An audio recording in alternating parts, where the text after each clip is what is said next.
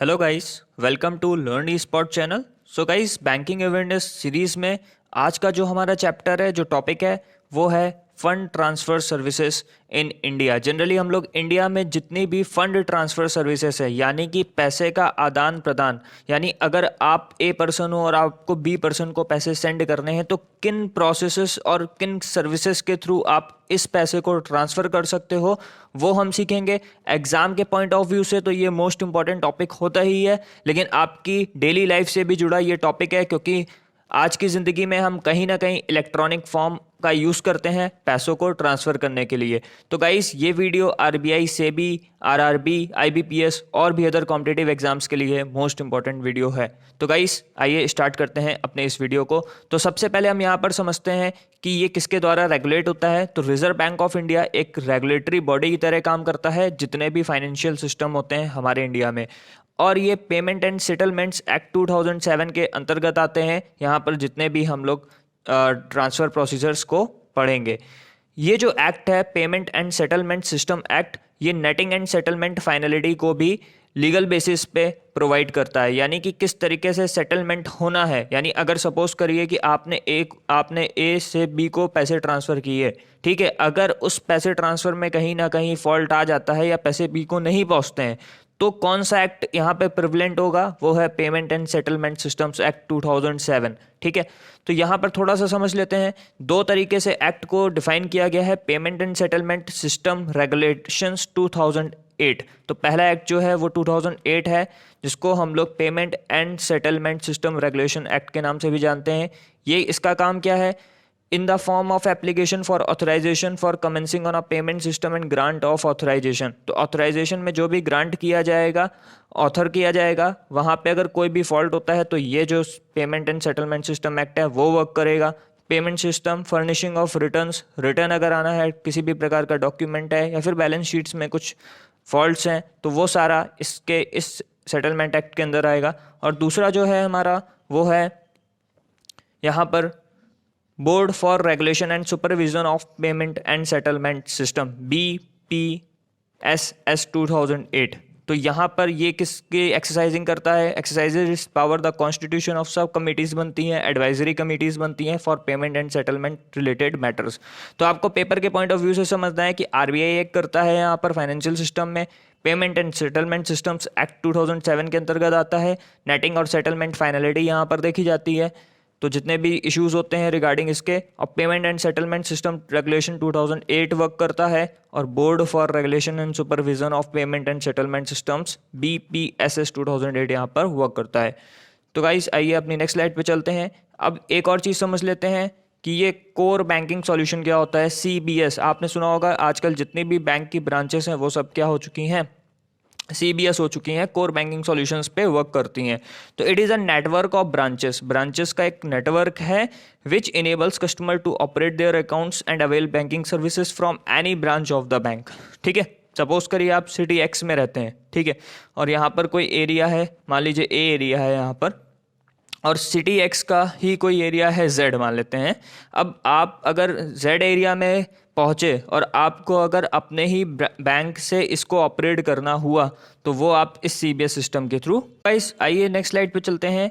जो सबसे पहला हमारा फंड ट्रांसफ़र सर्विस है वो है NEFT, NEFT, national electronic fund transfer services in India. अब इसके बारे में थोड़ा समझ लेते हैं क्या है ये। तो fund can be transferred electronically. तो फंड कैसे ट्रांसफ़र किया जा सकता है? इलेक्ट्रॉनिकली मीडियम से किया जा सकता है, from one branch to another. तो एक बैंक की कोई भी ब्रांच और दूसरे बैंक की किसी भी ब्रांच को हम इलेक्ट्रॉनिक मीडियम से एक अकाउंट से दूसरे अकाउंट में फ़ंड का ट्रांसफ़र कर सकते हैं। ओवरली बेसिस पे चलता है, यानी यहाँ पर बैचेस बनते हैं हमारे, ठीक है, तो बैचेस के थ्रू यहाँ पर ऑपरेशंस क्रिएट किए जाते हैं। उसके बाद किसी भी प्रकार का ना मिनिमम यहाँ पर एक अमाउंट रखा गया है, और यहाँ पर जो there is no minimum and maximum on a number of funds. तो आप कितने भी नंबर ऑफ फंड्स को यहाँ पर ट्रांसफ़र कर सकते हैं अपने बैंक अकाउंट से किसी दूसरे के बैंक अकाउंट पे, ठीक है। बट यहाँ पर एक चीज़ जानने लायक है कि 2 लाख इसका जो है यहाँ पर एक रखा गया है, लिमिट रखी गई है। और एक और चीज़ जो आपके लिए जो मोस्ट इम्पॉर्टेंट जानना ज़रूरी होती है वो है IFSC कोड। यानी आपको अगर नेफ्ट करना है, NEFT करना है, तो आपको IFSC कोड का बहुत ज़्यादा रिक्वायरमेंट होगा। ठीक है, तो IFSC कोड एक 11 डिजिट का न्यूमेरिकल कोड है हमारा। ठीक है, एक जैसे मैं आपको लिख के बता देता हूँ, SBIN 0001824, एक ये सैम्पल है हमारा। ठीक है, तो एक 11 डिजिट का कोड होता है जिसमें जो स्टार्टिंग की 4 डिजिट्स होती हैं वो डिटरमाइन करती हैं कौन सा बैंक है। 5th डिजिट ऑलवेज 0 होती है कोई भी बैंक को, और लास्ट की 5 डिजिट्स जो आपको दिख रही हैं वो उस बैंक की ब्रांचेस को रिप्रेजेंट करती हैं गाइस। ठीक है, तो ये हो गया हमारा NEFT। आगे बढ़ते हैं, नेक्स्ट है हमारा RTGS। RTGS काफ़ी अच्छा एक ऑप्शन है।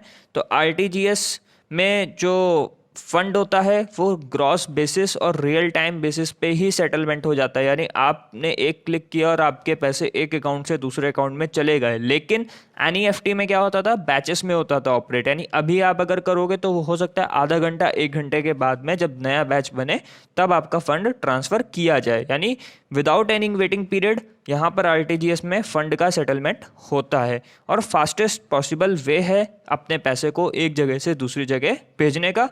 और सबसे अच्छी बात, लार्ज वैल्यू ट्रांजैक्शंस यहाँ पर किए जाते हैं। ठीक है गाइस, तो लार्ज वैल्यू ट्रांजैक्शंस यहाँ पर किए जाते हैं।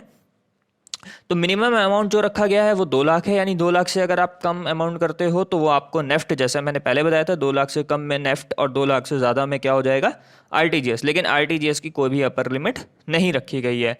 फंड ट्रांजेक्शन्स जो है वो एक 9 बजे से और 4:30 बजे तक की विंडो खुली रहती है वीकडेज़ में, और 9 से 1:30 बजे तक की विंडो खुली रहती है सैटरडे। लेकिन ये ब्रांचेस और बैंक्स टू बैंक्स डिफर करता है, ये कोई यहाँ पर एक स्ट्रिक्ट रूल नहीं है कि इतने ही बजे होगा, क्योंकि 4:30 बजे के बाद भी RTGS किए जाते हैं।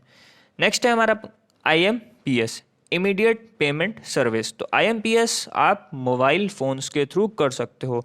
नेफ्ट और RTGS के लिए आप ब्रांच भी विजिट कर रहे थे, लेकिन IMPS के लिए कभी आपको ब्रांच विजिट करने का ज़रूरत नहीं है, ये सिर्फ आप मोबाइल फ़ोन्स के थ्रू भी कर सकते हो। 24/7 अवेलेबल सर्विस है हमारे यहाँ पर IMPS इमीडिएट पेमेंट सर्विस। इसके लिए आपको अपने फ़ोन में रजिस्टर करना पड़ेगा अपने प्रोवाइडर बैंक के द्वारा, और रजिस्टर करने के बाद आपको एक मिल जाएगी MMID।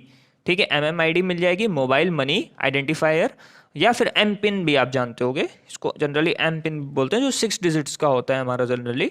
ठीक है, 4 डिजिट्स के भी कुछ ब्रांचेस में होते हैं, बैंक्स में होते हैं।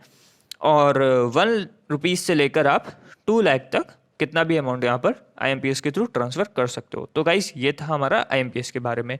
नेक्स्ट बात करते हैं AEPS। AEPS होता है आधार इनेबल्ड पेमेंट सिस्टम। तो जब से डिजिटल इंडिया की बात चल रही है उसमें आधार जो जैम ट्रिनिटी है उसके बारे में काफ़ी चर्चा चल रही है, जनधन, आधार और मोबाइल। ठीक है, तो आधार के द्वारा पेमेंट को बढ़ावा देने के लिए हमारी सरकार ने आधार इनेबल्ड पेमेंट सिस्टम की शुरुआत करी है।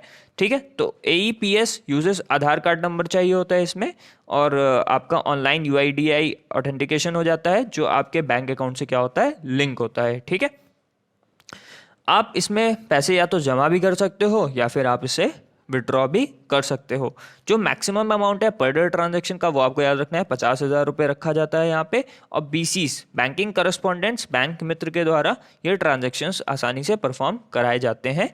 ये जनरली गांव में देखा जाता है ये सिस्टम, वहाँ पे एक बायोमेट्रिक टाइप का बना होता है, सिर्फ जो भी पर्सन होता है जिसको पैसे निकालने हैं या फिर जमा करने हैं वो सिर्फ फिंगरप्रिंट लगाता है और सारी चीज़ें अपने आप लिंक हो जाती हैं, उसका UIDAI से कनेक्शन हो जाता है। नेक्स्ट हमारा जो फंड ट्रांसफ़र सर्विस है वो है MTSS। MTSS होता है मनी ट्रांसफ़र सर्विस स्कीम। ये जनरली अब्रॉड में रह रहे लोगों के लिए एप्लीकेबल है, बेनिफिशरीज के लिए बेनिफिशियल है। तो रेमिटेंस होता है यहाँ पर, through this only inward remittance is possible. यानी मान लीजिए अगर आप रहते हैं केरला में, ठीक है, और आपके कोई सन है आपका कोई, या कोई रिलेटिव है वो दुबई में रहता है, तो अगर उसको दुबई से पैसे भेजने हैं तो वो यहाँ पर MTSS का यूज़ कर सकता है। मैक्सिमम ऑफ ₹50,000 ही करे जा सकते हैं, और एक कैलेंडर ईयर में 30 ट्रांजेक्शन ही मैक्सिमम यहाँ पर पॉसिबल होते हैं MTSS में। नेक्स्ट है UPI। काफ़ी नाम आप लोग ने सुना होगा UPI का, यूनिफाइड पेमेंट इंटरफेस। तो ये भी एक प्रकार का रियल टाइम पेमेंट है सिस्टम जो कि NPCI के द्वारा बनाया गया था। NPCI होता है national payment corporation of India. Digital India के तहत इसका गठन किया गया था NPCI के द्वारा। इसमें यूपीआई में आपको किसी भी प्रकार का बैंक अकाउंट डिटेल फिल करने का ज़रूरत नहीं होता है, सिर्फ आपको चाहिए होती है तो वो है आपकी यूपीआई आईडी। तो यूपीआई आईडी एक प्रकार से आपकी ईमेल आईडी की तरह ही दिखती है। फॉर एग्जांपल आपने अपना मोबाइल नंबर डाल दिया @ जो भी सर्विस प्रोवाइडर है, मान लीजिए एसबीआई है तो एसबीआई डाल दी, तो मोबाइल नंबर हो सकता है, यहाँ पे आपका नाम हो सकता है, या फिर आप कुछ भी यहाँ पे रख सकते हो।